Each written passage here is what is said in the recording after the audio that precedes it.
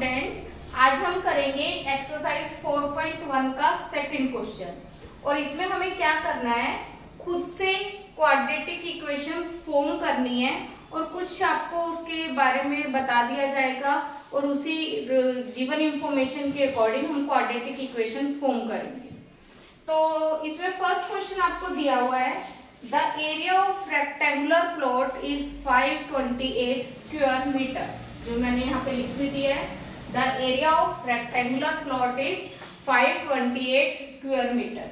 फिर आपको क्या दिया हुआ है, the length of the field is 1 more than the twice of its breadth. और फिर फाइंड करने के लिए बोला है कि लेंथ और ब्रेथ को फाइंड करो, पर इसमें फाइंड करने के लिए कंप्लीटली आपने इसको सोल्व नहीं करना है, सिर्फ क्वाड्रेटिक इक्वेशन फॉर्म करनी है। कंप्लीट सोल्व करना हम अगली एक्सरसाइज में सीखेंगे। तो इसने बोला है कि जो इसकी लेंथ है वो ब्रेथ के ट्वाइस से 1 मोर है। तो यहां से आपको थोड़ा सा समझना है कि जब तक हमारे पास ब्रेथ नहीं होगी तब तक हम लेंथ फाइंड नहीं कर सकते। तो हम इसमें लेट करके चलेंगे, लेट ब्रेथ, वो हमने लेट कर ली x मीटर। तो जो लेंथ है वो क्या हो जाएगी, क्वेश्चन के अकॉर्डिंग ब्रेथ के ट्वाइस से 1 मोर, ब्रेथ का ट्वाइस और उससे 1 मोर। अगर 1 मोर कहेगा तो आपने 1 ऐड कर देना है, लेस कहेगा तो माइनस कर देना है। फिर हम क्या करेंगे, हमें एरिया निकालने का फॉर्मूला आता है। रेक्टेंगल का एरिया क्या होता है, लेंथ मल्टीप्लाई ब्रेथ। तो हमारे पास लेंथ भी है और ब्रेथ भी है, तो हम उन दोनों को मल्टीप्लाई करके इसका एरिया फाइंड कर लेते हैं। लेंथ कितनी है हमारे पास 2x + 1 और ब्रेथ कितनी है x। अब देखो हमारे पास ये भी एरिया है और ये भी एरिया है। तो अगर इस एरिया को हम इस एरिया के इक्वल रख दें, क्योंकि दोनों एरिया ही तो हैं, 2x + 1 × x = 528। अब हम क्या करेंगे, इसको मल्टीप्लाई करेंगे x को अंदर, x को 2x से मल्टीप्लाई किया, 2x किया, x को 1 से मल्टीप्लाई किया, x = 528। अब क्या करेंगे हम, 2x किया प्लस x, 528 यहाँ प्लस का है, इधर आएगा तो माइनस का और इक्वल टू 0। तो आपको क्वेश्चन में बोला गया था आपको क्वाड्रेटिक इक्वेशन फॉर्म करनी है। तो अब ये देखो इसकी हाईएस्ट पावर 2 है, इसका मतलब ये क्वाड्रेटिक इक्वेशन बन चुकी है। तो इसका सोल्व हमने यहीं तक करना है और ये इसका आंसर आ जाएगा हमारे पास। ठीक है, नोट डाउन करो आप इसे।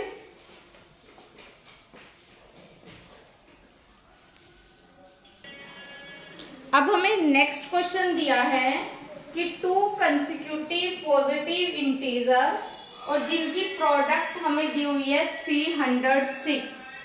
तो आपको प्रोडक्ट इसकी दी हुई है, पर कंसेक्यूटिव पॉजिटिव इंटीजर क्या है। पॉजिटिव मतलब कि प्लस की टर्म होंगी और कंसेक्यूटिव का मतलब होता है जैसे होता है ना 1 2 3, एकदम अकॉर्डिंग टू सीरीज, मतलब बीच में ब्रेक नहीं करना है, लगातार एक के बाद एक टर्म है। तो आप इसमें अगर देखो, मैं एग्जांपल लेके दिखाती हूँ आपको। अगर कंसेक्यूटिव टर्म लेते हैं हम 1 2 3, तो आप इन सब में देख रहे हो जो 2 है वो 1 से 1 एक्सीड कर रहा है, 3 जो है वो 2 से 1 एक्सीड कर रहा है।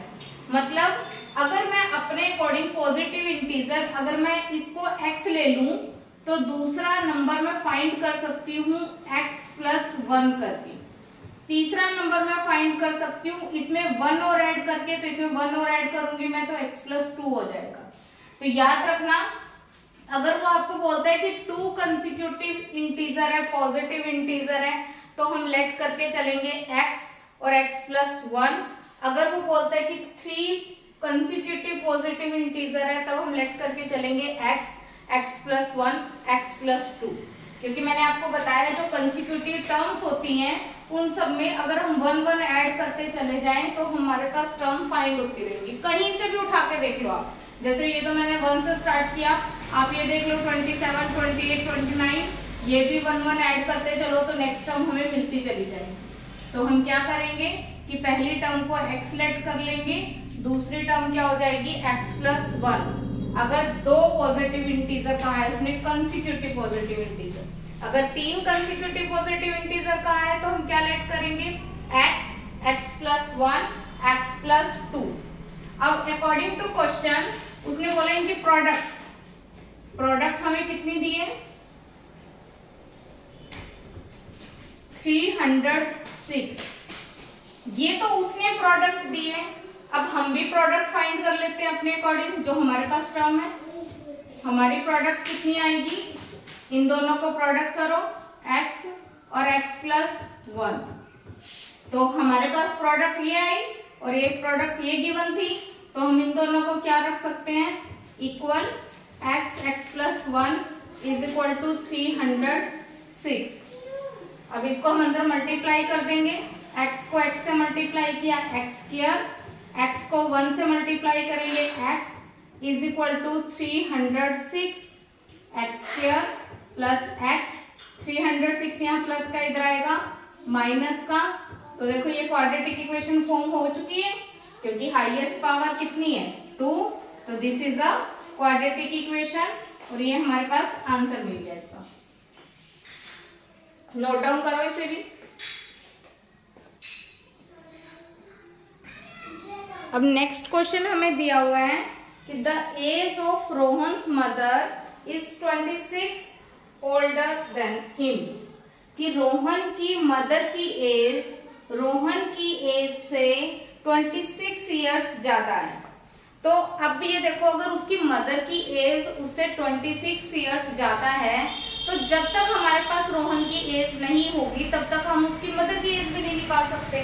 तो हम लेट करके क्या चलेंगे, let the present age of Rohan, let the present age of Rohan. Rohan की मैंने प्रेजेंट एज लेट कर ली x ईयर। अब उसकी मदर की एज आप इजिली निकाल सकते हो, present age of his mother. उसकी मदर की एज कितनी हो जाएगी, उसने कहा था उसे 26 इयर्स ज्यादा है तो उसमें उस रोहन की एज में 26 ऐड कर दिया तो ये उसकी मदर की एज आ गई। अब उसने कहा कि अगर हम ये देखें कि उनकी एज का प्रोडक्ट जो है आज से आफ्टर 3 इयर्स, 3 साल के बाद, after 3 years age of Rohan, Rohan की एज कितनी हो जाएगी, अभी एज कितनी है उसकी x, तो आफ्टर 3 इयर्स उसकी एज हो जाएगी, after 3 years, after 3 years Rohan की एज कितनी हो जाएगी। अगर मान लो आज उसकी एज 10 इयर्स है तो 3 साल बाद 13 इयर्स हो जाएगी। कैसे किया हमने, उसमें 3 ऐड कर दिया। तो आज रोहन की एज x इयर्स है तो आफ्टर 3 इयर्स उसकी एज कितनी हो जाएगी x प्लस 3 इयर्स। और मदर की एज ऑफ हिज मदर, उसकी मदर की एज आज कितनी है x प्लस 26 और आफ्टर 3 इयर्स ऐड कर दो कितनी हो जाएगी x प्लस 29 इयर्स। अब उसने कहा था उनकी एज का जो प्रोडक्ट है वो हमें कितना दिया हुआ है 360 आफ्टर 3 इयर्स के बाद की जो एज है।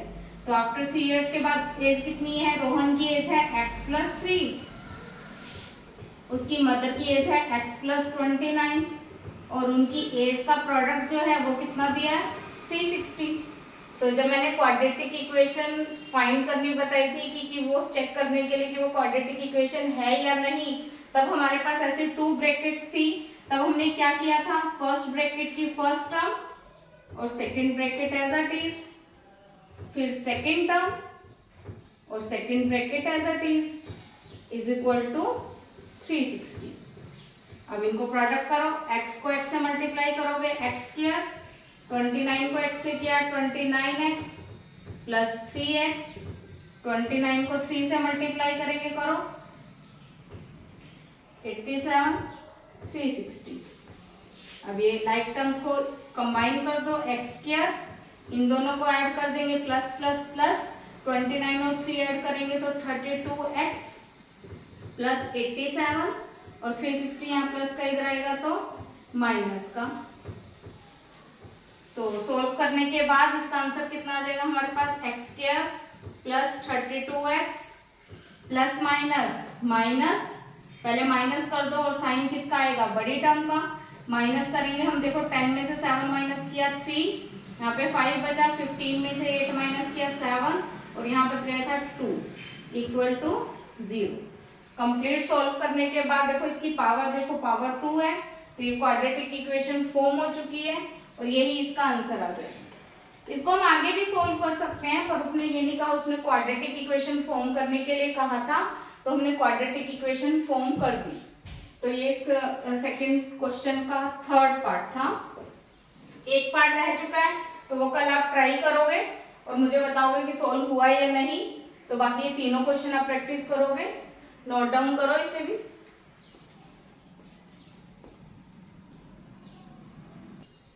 अगर आपको मेरा पढ़ाया हुआ समझ में आ रहा है तो please like and subscribe. Thank you.